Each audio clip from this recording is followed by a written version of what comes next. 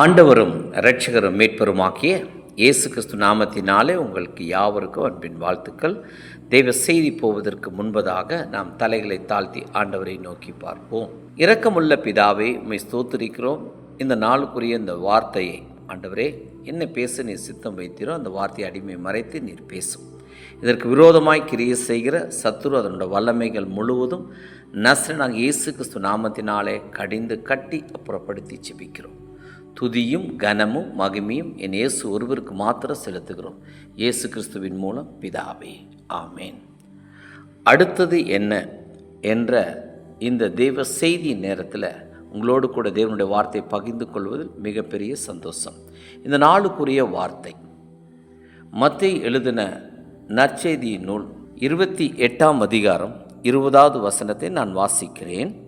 நான் உங்களுக்கு கட்டளையிட்ட யாவையும் அவர்கள் கை கொள்ளும்படி அவர்களுக்கு உபதேசம் பண்ணுங்கள். இதோ உலகத்தின் முடிவு பரியந்தம் சகல நாட்களிலும் நான் உங்களுடனே கூட இருக்கிறேன் என்றார். ஆமேன். இந்த வார்த்தை தான், உலகத்தின் முடிவு பரியந்தம் சகல நாட்களிலும் நான் உங்களோடு கூட இருக்கிறேன் என்று இயேசு கிறிஸ்து பரலோகம் எடுத்து கொள்ளுவதற்கு முன்பதாக கடைசியாக தன்னுடைய சீடர்களுக்கு, தன்னுடைய பிள்ளைகளுக்கு கொடுத்த ஒரு செய்தி. நான் இனி உலகத்தில் இருக்க மாட்டேன், நான் பரலோகத்தில் பிதாவின் வலது பாரிசத்தில் அமரப்போகிறேன்.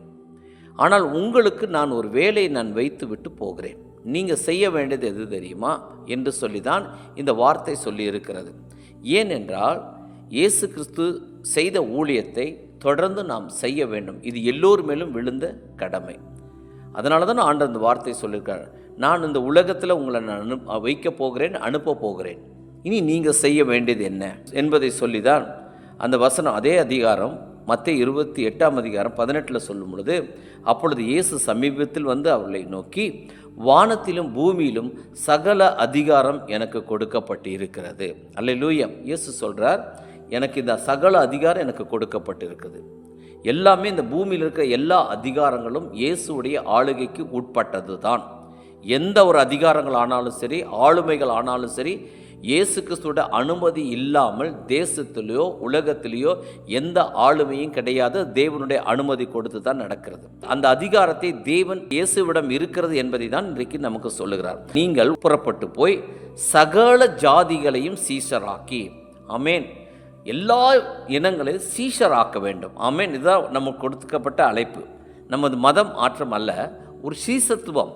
அப்படின்னா இயேசு நடந்த வழிகளிலே நடக்க வேண்டும். முதலாவது நான் மனம் மாறினால் இயேசுடைய பாதையை நான் பின்பற்ற வேண்டும். அதுதான் ஃபாலோவர்ஸ்.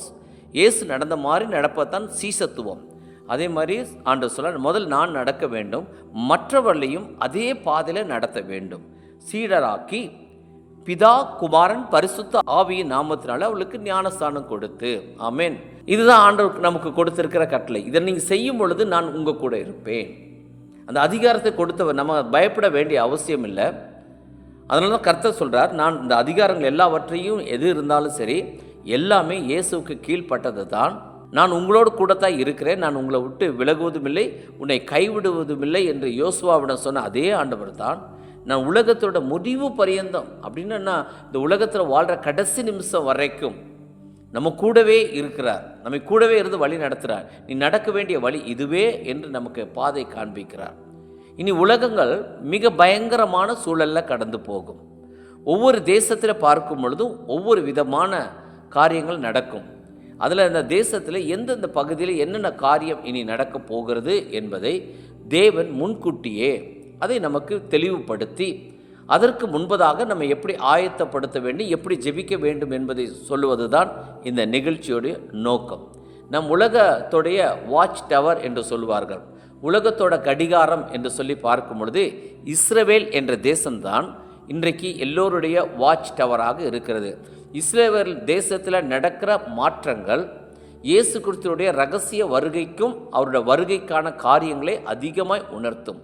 அதை மைய பொருளாக வைத்து, அதே சமயம் மற்ற தேசங்களில் வல்லரசு நாடுகளில் ஆனாலும் சரி, அதே போல் ஆசியா அந்த நாடுகளில் ஆனாலும் சரி, இந்திய தேசத்தில் ஆனாலும் சரி, இனி ஒவ்வொரு இடத்திலும் ஒவ்வொரு சம்பவங்கள் அரசியல் ரீதியாகவும் அதிகாரங்கள் ரீதியாகவும் பொருளாதார ரீதியாகவும் அதே போல் இந்த கண்டுபிடிப்புகள் ரீதியாகவும் பல மாற்றங்கள் வரும்.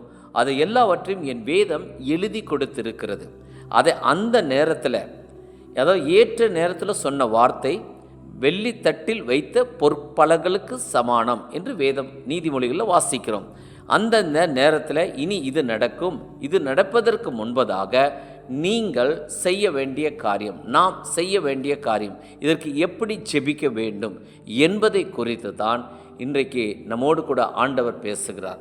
நான் உங்கள் கூட தான் இருக்கிறேன், நானே உங்கள் கூட இருந்து நடத்துகிறேன். அதனால் நீங்கள் என்ன செய்ய, வரப்போகிற அழிவுகளுக்கு நீங்கள் தப்பித்து கொள்ள வேண்டும். அநேகரையும் அதே அந்த உடன்படிக்கை பேழை, எப்படி நோவாவோட பேழை கட்டப்பட்டதோ அதே போல் இயேசு கிறிஸ்து என்ற செட்டைகளுக்குள்ளாக அநேக ஜனங்களை கொண்டு வர வேண்டும். அதற்காகத்தான் ஆண்டவர் நமக்கு ஆவியானவரை கொடுத்து அந்த ஆலோசனை கொடுத்து நடத்துகிறார். உலகத்தில் பார்க்கும்போது இனிமேல் ஆண்டவர் பற்றியே சொல்ல முடியாதோ, இனிமேல் பேச முடியாதோ என்ற சூழல்களை இருப்பதைப் போல காண்பிக்கிறது பிசாசு. ஆனால் எல்லா இடங்களிலும் நமக்கு வாசல் திறந்து இருக்கிறது. அதனால தான் ஆண்டவர் இதோ திறந்த வாசலை உனக்கு முன்பதாக வைத்திருக்கிறேன், அதை ஒருவனும் பூட்ட மாட்டான் என்று சொல்லி வெளிப்படுத்தின விசேஷம் 3ஆம் அதிகாரம் 8வது வசனத்தை சொல்லியிருக்கார். அப்போ இந்த வசனங்கள் தடை பண்ண முடியாது, வார்த்தையை தடை பண்ண முடியாது. ஏனென்றால் இயேசு கிறிஸ்துடைய வார்த்தை சுவிசேஷம் உலகமெங்கும் சொல்லப்படும். இதுதான் இயேசு சொன்ன வாக்கு தத்தம், உலகமெங்கும் சொல்லப்படும். அப்படின்னா இந்த வசனம் போகும், வசனத்தை யாரும் தடுக்க முடியாது. ஆனால் அந்த வசனத்தை கலப்பில்லாமல் சரியாக சொல்கிற அந்த வார்த்தைக்கு தான் ஜீவன் இருக்கும். அதனால் இந்த வேத புரட்டுகர்கள், இனி வரப்போகிற காரியங்கள், கள்ள உபதேசங்கள், தவறான விளக்கங்களை கொடுத்து தேவ பிள்ளைகளே திசை திருப்புவார்கள். அதற்கு ஒரு அடையாளம் தான் வஞ்சக ஆவி, ஏமாத்துகிற ஆவி வரும். ஆண்டவர் இதனால தான் சொல்லிட்டாரு நமக்கு, நான் உலகத்தின் முடிவு பரியந்து உங்கள் கூட இருக்கிறேன். இனி அடுத்து என்னென்ன நடக்கும், அந்த சூழல்களுக்கு ஏற்ற மாதிரி நீங்கள் ஜெபிக்கும் பொழுது அந்த ஜெபம் ஒரு வல்லமையுள்ளதாக இருக்கும். எந்த நேரத்தில் எதை செய்ய வேண்டும் என்ற சமயோகித ஒரு ஞானத்தை பரிசுத்த ஆவியானவர் நமக்கு கொடுக்கிறார். நீங்கள் பயப்படாமலும் கலங்காமலும் இருங்கள், திடமனதாய் இருங்கள். யோவான் எழுதின சுவிசேஷம் 14ஆம் அதிகாரத்தில் 1ஆம் வசனத்தில் வாசிக்கும், உங்கள் இருதயம் கலங்காதிருப்பதாக. இயேசு சொல்ல, நான் பரலோகத்துக்கு நான் போகிறேன், நான் போய் உங்களுக்காக ஒரு ஸ்தலத்தை ஆயத்தம் பண்ணின பிற்பாடு நான் உங்களோடு கூட இருப்பேன், நான் உங்களை அழைத்து செல்வதற்காக நான் போகிறேன் என்று சொல்லி இயேசு அந்த வார்த்தையை சொல்லியிருக்கிறார். அப்போ எல்லோரும் சீடர்கள் இருதயம் கலங்கி போச்சு. இன்னும் நம்மளை தனியாக விட்டுருவாரோ, இத்தனை நாள் இவரை நம்பி வந்துட்டோமே, வேலையை விட்டுட்டு வலைகளை விட்டு இயேசுவை பின்தொடர்ந்து வந்து 3.5 வருடங்களும் இயேசுவோடவே கூடவே இருந்து இயேசு கிறிஸ்து என்ற பல்கலைக்கழகத்தில் படித்தவர்கள், இப்போ இயேசு போயிட்டார், இனி அடுத்தது நாம் என்ன செய்ய போகிறோம் என்று சொல்லும் பொழுது தான் ஆண்டவர் சொல்லார், நான் போவேன், ஆனால் உங்களுக்கு ஒரு தேற்றரவாளனை தருவேன், அவர் உங்களை சகல சத்தியத்திற்குள்ளாக நடத்துவார்.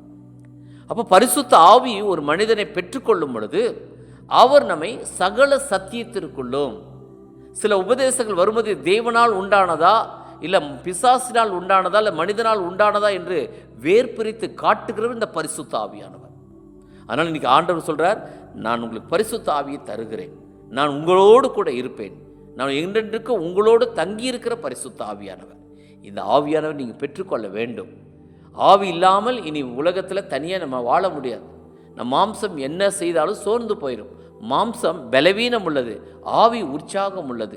மாம்சம் கூட ஒரு சில வேளை தளர்ந்து போயிடும், ஆனால் ஆவியானவர் நம்மோடு கூட இருப்பார். அதைத்தான் சங்கீதக்காரன் சொல்லுகிறான், சங்கீதம் 103, என் ஆத்துமாவே கர்த்தரை ஸ்தோத்திரி, என் முழு உள்ளமே அவருடைய பரிசுத்த நாமத்தை ஸ்தோத்திரி, என் ஆத்துமாவே கர்த்தரை ஸ்தோத்திரி. அப்படின்னா தேவனை துதித்து கொண்டே இருக்கக்கூடிய ஒரு ஆத்துமா தான் பரிசுத்த ஆவியானவர், உங்களை பலப்படுத்துவார். ஆனால் முதலாக பரிசுத்த ஆவியை நாம் பெற்றுக்கொள்ளுவோம். நாம் தலைகளை தாழ்த்தி ஆண்டவரை நோக்கி பார்ப்போம். ஆண்டவரே, இனி அடுத்தது என்ன இந்த நிகழ்ச்சி மூலமாக ஆண்டவர் சப்பா அடுத்த வர செய்தியும் அடுத்த உலகத்தில் நடக்க போகிற காரியங்களை குறித்து ஆவியான பேச என்ன சித்தம் வைத்தீரோ அந்த வார்த்தைகளை ஆண்டவர் சப்பா மொழி பரப்புவதற்கு எங்களுக்கு உதவி செய்யும்.